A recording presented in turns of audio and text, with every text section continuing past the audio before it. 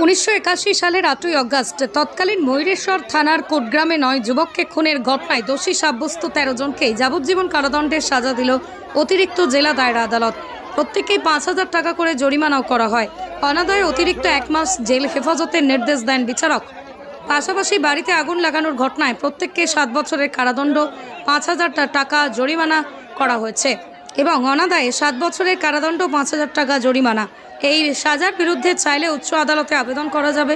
প্রয়োজনে জেলা আইনি পরিষেবা সংস্থার তরফ থেকে বিনামূল্যে উকিল পাওয়া যাবে বলেও জানান বিচারপতি। প্রসঙ্গত, মারগ্রামের বাসিন্দা ওই 9 যুবকের খুনের ঘটনায় কোটগ্রামের 72 জনের বিরুদ্ধে অভিযোগ দায়ের করা হয়। 8 জন সাক্ষীর বক্তব্য শোনার পর গত শুক্রবার 13 জনকে দোষী সাব্যস্ত করে অতিরিক্ত জেলা দায়রা আদালত।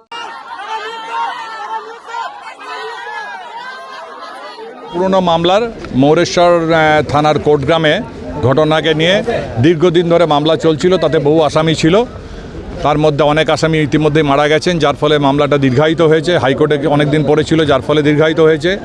অবশেষে আজকে অ্যাডিশনাল ডিস্ট্রিক্ট সেশন জাজ কোর্ট মাননীয় শ্রী তীর্থঙ্কর ভট্টাচার্যর আদালতে তার ঐকান্তিক প্রচেষ্টায় এবং হাইকোর্টের একটা ডাইরেকশনও ছিল যে যত তাড়াতাড়ি সম্ভব এই কেসটাকে ডিসপোজ করতে হবে। তিনি যত তাড়াতাড়ি সম্ভব কেসটাকে ডিসপোজ করার চেষ্টা করেছেন এবং সমস্ত সাক্ষী সাবুত নিয়ে তিনি আজকে সাজা ঘোষণা করেছেন এবং 2টি সেকশনে তিনি সাজা দিয়েছেন। 13 জন আসামিকে 23 জনকে বেকসুর খালাস করেছেন।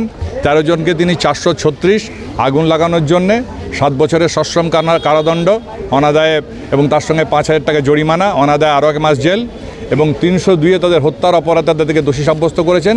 তাদের জন্য যাবজ্জীবন কারাদণ্ড, তার সঙ্গে 5,000 টাকা জরিমানা, অনাদায়ে আরও 1 মাসের জেল করার ঘোষণা করেছেন। হাইকোর্টে যেতে পারে এটা বললাম। হ্যাঁ, জয় সাহেব বলেছেন এবং এটা আইনের বিধানও আছে, তারা এর এগেনস্টে হাইকোর্টে আপিল করতেই পারেন। ঠিক, থ্যাংক ইউ।